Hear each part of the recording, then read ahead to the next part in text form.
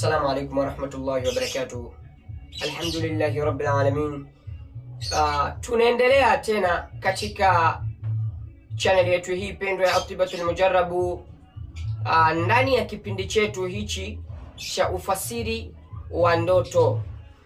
Yule aliyeona katika ndoto jua limechomoza ndani ya nyumba yake au limechomoza nyumbani kwake jua, basi kwa hakika mtu huyu atakeona jua limechomoza nyumbani kwake, basi anabashiriwa kuwa mambo yake yatakwenda vizuri, na kama ni mfanya biashara basi atapata faida nyingi, faida mzuri mashallah. Na pia ndoto hii huenda ikajulisha kwa yule mwanaume aliyekuwa anatafuta mke.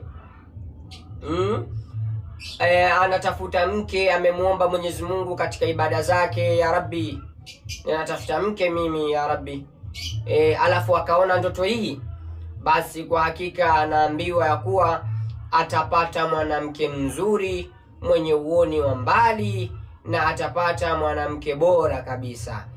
Kwa hivyo insha Allah tumuombe Mwenyezi Mungu atupe ndoto njema, na tumuombe Mwenyezi Mungu atulinde na ndoto mbaya, lakini pia vile vile Mwenyezi Mungu atufanyie wepesi katika majambo yetu insha Allah taala. Fatana nami katika channel yetu bora hii ya Atibatul Mujarrabu, na usisahau kusubscribe katika vipindi vyetu vijavyo na vilivyopita, kushare na kucomment insha Allah taala. Barakallahu fiku wa alaikum.